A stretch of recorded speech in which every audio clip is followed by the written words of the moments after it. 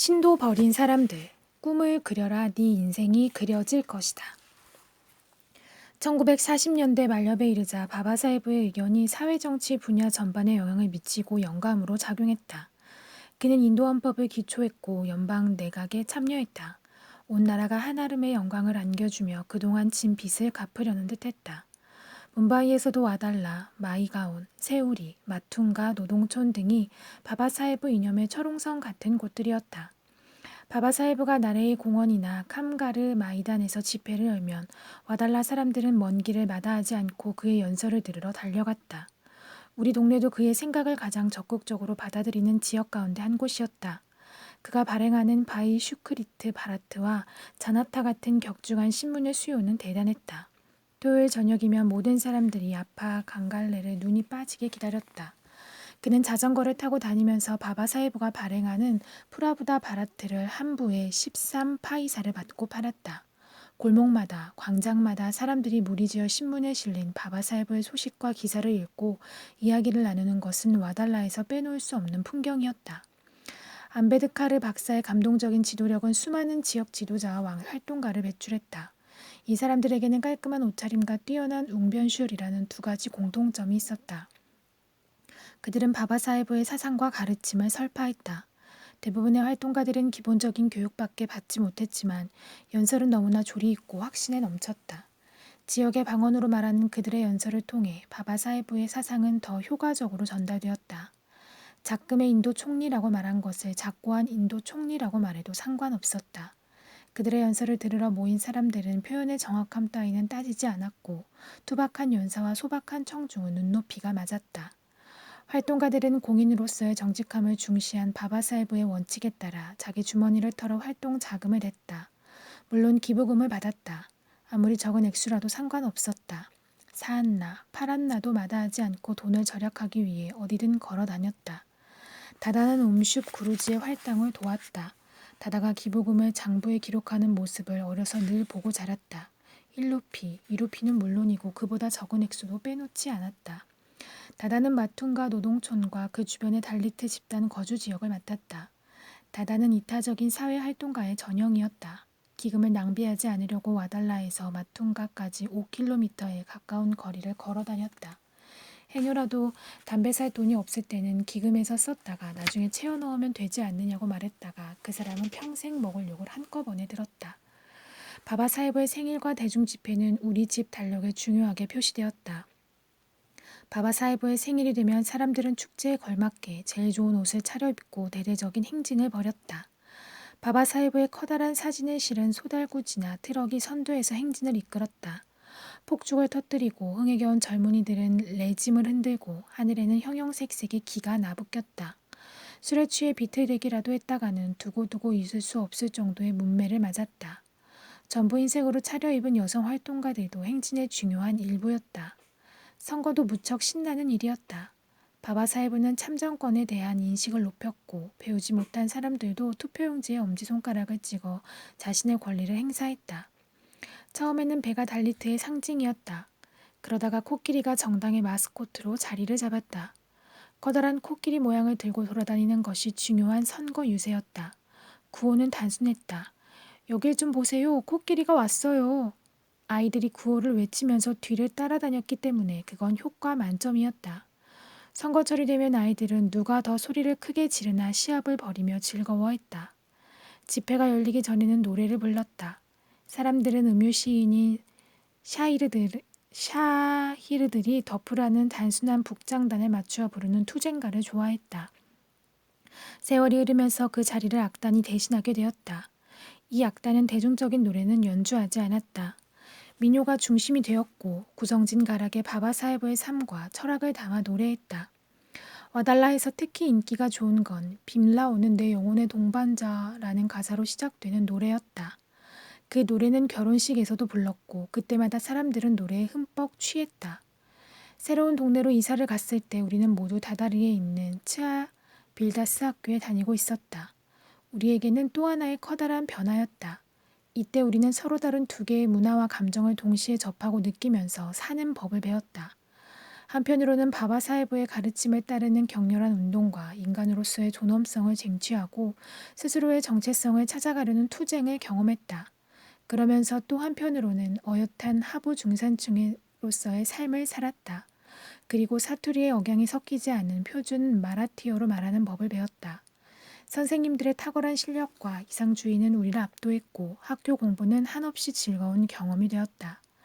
우리가 알지 못하는 사이에 시각이 넓어졌다. 보이스카우트 활동도 하고 처음으로 집에도 가져갈 수 있는 책을 샀다. 주로 바바사헤보의 책이었지만 다른 것도 있었다. 다다는 늘 공부에 도움이 되는 분위기를 만들려고 노력했다.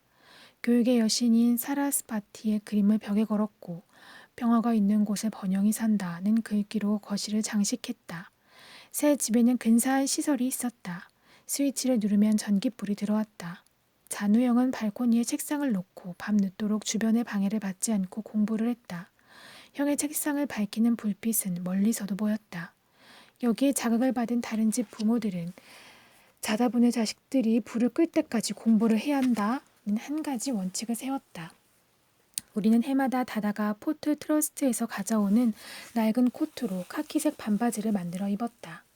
하지만 학교에 입고 가는 옷과 집에서 입는 것을 구분하는 호사를 누리지는 못했다. 바이와 다다는 옷을 사는 데는 돈을 아끼면서도 우리에게 늘 신발을 신겼다. 같이 학교를 다니는 아이들 중에 그만한 여유가 있는 아이는 매우 드물었다. 우리 부모님은 이것만큼은 절대로 양보하지 않았다. 바이는 근근한 살림을 꾸려나가기 위해 열심히 채소와 과일을 팔았다. 새벽같이 일어나 비쿨라의 도매시장에서 물건을 떼다가 와달라의 중앙철도 작업장 근처에 좌판을 벌였다. 장부를 적고 월급날의 외상값을 받는 건 잔우형의 몫이었다. 다다르의 학교까지 3km가 넘는 길을 걸어가려면 일찍 일어나야 했다. 지각을 하면 회초리를 맞았다. 와달라에서 츠아빌다스 학교를 다니는 다른 아이들은 밀주업자나 가난한 집 아이들과 어울린다는 이유로 우리를 멀리했다. 물론 진짜 이유는 우리의 카스트였을 것이다. 가나파티 축제 기간에 그런 아이들의 집에 가면 집 밖에서 손을 쭉 뻗어 프라사드를 받았다. 사람들은 우리와 살이 닿지 않으려고 여간 조심하지 않았다. 하지만 이런 것에 아랑곳하지 않고 안으로 들여서 푸자 의식을 치르게 하는 집도 있었다. 1956년에 잔우영은 우수한 성적으로 대학 입학시험을 통과했다. 그리고 바바사헤브가 다녔던 엘핀스톤 대학에 가기로 했다. 하마터면 형은 카키색 반바지를 입고 입학식에 참가한 최초의 학생이 될 뻔했다. 누군가가 지적한 것을 듣고 다다는 얼른 흰 면바지 4벌을 사오면서도 셔츠를 사오는 것은 깜빡했다. 그 바람에 바지는 여유 있게 바꾸어 입었지만 한 벌뿐인 셔츠는 매일 빨아 입어야 했다. 엘핀스톤에 간 형은 행복하지 않았다. 다른 학생들, 특히 상층 카스트의 부유한 집 아이들이 무시하고 따돌린다는 느낌을 받았다. 형은 결국 암베드카르 박사가 세운 시타르타 대학에 입학 허가를 받고 정보 장학금까지 받았다. 한 번은 장학금으로 책을 여러 권 샀다. 책을 가지고 집에 가면 장학금을 좋은 데 썼다며 칭찬을 들을 줄 알았다. 그런데 바이는 화를 냈다. 이게 무슨 짓이니? 돈을 고스란히 집에 가져올 수도 있었잖니? 시타르타 대학에서 형은 자신이 나아갈 길을 찾았다. 토론을 벌이고 모의 국회 활동에도 참여했다. 모든 글과 연설의 주제는 늘 바바사헤보의 그의 달라트 운동이었다. 우리 형편의 형이 취미 활동을 하는 건 불가능했다. 그건 사치였을 것이다. 무슨 일이라도 해서 다다의 부담을 덜어주어야 했다. 이건 신분 상승을 꿈꾸는 모든 달리트의 공통된 문제였다. 이 점을 깨달은 바바사헤브는 일과 공부를 병행해야 하는 사람들을 위해 뭄바이의 최초로 아침 대학을 개설했다. 잔우영은 아침에 일찍 수업을 듣고 낮에는 일을 할 수 있었다. 그는 세관에서 허가서 발급하는 일을 하게 되었다. 하루는 형의 빠른 일처리가 만족스러웠던 사람이 빛랑 나무 열매 한 봉지를 주었다. 형은 바이가 좋아하는 거라 기쁜 마음으로 집에 가져왔다. 물론 바이는 좋아서 어쩔 줄 몰랐다. 그런데 다다는 불같이 화를 내며 그걸 휴지통에 던져버렸다. 그 사건은 모두에게 영원히 지워지지 않는 교훈이 되었다. 기말고사를 앞두고 형은 휴가를 신청했다. 그게 거부되면 일을 그만두었다. 형은 7, 8개의 직장을 거친 후에야 대학을 졸업했다. 그리고 그렇게 어렵다는 공무원 시험에 합격해서 IAS에 들어갔다. 암베드카르 박사의 오랜 동료로 델리에 가 있었던 샤스트리 박사가 형의 합격 여부를 미리 알아보았다. 그는 형이 합격했다는 걸 알고는 JD 자다부 IES에 가다 라는 내용의 전보를 쳤다. 집배원은 동이 틀 때 전보를 가져왔다. 잔우 형은 벌써 나갔고 집에서 영어를 읽을 줄 아는 사람은 디나 형뿐이었다. 밤늦게까지 시험 공부를 하다가 막 잠이 들었던 디나 형을 깨워 전보를 읽게 했다. 비몽사몽인 디나 형의 눈에 전보의 흐릿한 글자는 이렇게 보였다. JD 자다부 이 세상에서 가다. 잔우 바오가 죽었다. 이렇게 비명을 지르고는 의식을 잃고 쓰러졌다. 난리법석이 일어났다. 이웃 사람들도 모여들었다. 아무도 영어를 몰랐기 때문에 전보는 다시 읽어볼 생각도 하지 않았다. 전보는 생각만 해도 비통할 따름이었다. 그러다 타밀나두 출신으로 이웃에 살고 있던 사람이 전보를 열심히 들여다보더니 소리를 쳤다. 아이고, 이건 경사예요. 잔우가 공무원 시험에 통과했대요. 비통하던 분위기는 금세 환희로 바뀌었다. 잔우 형이 연수를 받기 위해 무수리로 떠나던 날, 뭄바이 중앙역은 포트 트러스트 촐에서 나온 사람들로 가득 찼다. 대부분이 달리트였지만 다른 종교와 카스트인 사람들도 많았다. 꽃 목걸이가 산더미처럼 쌓였다. 객실 한 칸을 꽃으로 장식했다. 사실 대부분은 IAS가 무슨 뜻인지도 몰랐다. 그저 그게 대단한 일이라는 것만 알 뿐이었다. 모두가 잔우 형의 성공을 진심으로 기뻐했다. 그가 모두의 꿈을 이루고 있었기 때문이다. 기차가 떠나기 직전에 다다가 잔우 형을 옆으로 불러냈다. 아마 너는 기억을 못하겠지만 다다가 말을 끝마치기도 전에 형은 무슨 이야기인지 알았다. 오래전에 다다가 두 형을 데리고 바바 사이브 앞으로 나갔을 때 그는 이렇게 말했다고 한다. 아이들을 잘 가르치게. 다다는 바바 사이브의 말을 그대로 따랐고 그 과정에서 바바 사이브가 달리트 추종자들을 향해 외친 존경받고 힘있는 자리에 오르라는 충고가 열매를 맺었다. 잔우가 공무원 시험에 합격했을 때 다다는 뭄바이 포트 트러스트 4등급 직원이었다. 직원의 아들이 공무원 시험에 합격했다는 이야기를 듣고 회장이 다다를 불렀다. 다다는 디나 형을 데리고 갔다. 회장이 앉으라고 하자 디나 형은 그렇게 했지만 다다는 극구 사양했다. 상관 앞에서 자리에 앉는 게 무례하다고 생각했기 때문이다. 회장이 그렇다면 나도 일어서야겠다고 말하자 그제서야 겸연쩍은 표정으로 마지못해 자리에 앉았다.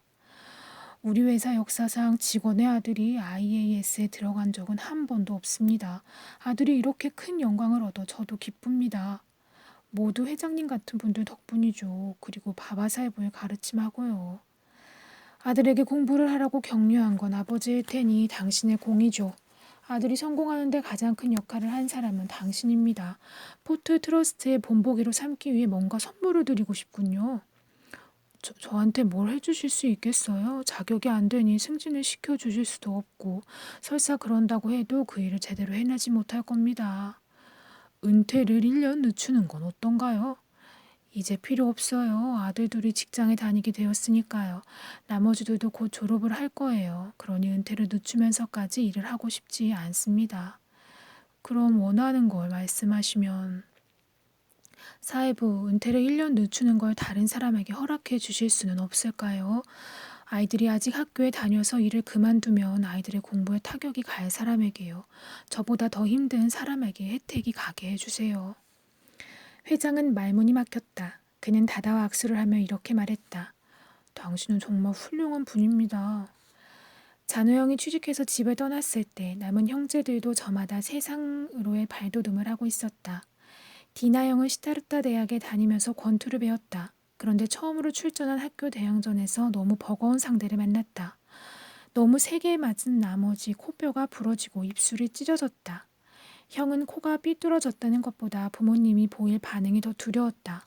하지만 예상과는 달리 다다는 오히려 형을 격려했다. 신의 축제를 한 번 걸렀다고 신이 늙는 게 아니듯이 씨름꾼은 한 번 졌다고 겁을 집어먹지 않아. 이런 상처는 오히려 훈장이지.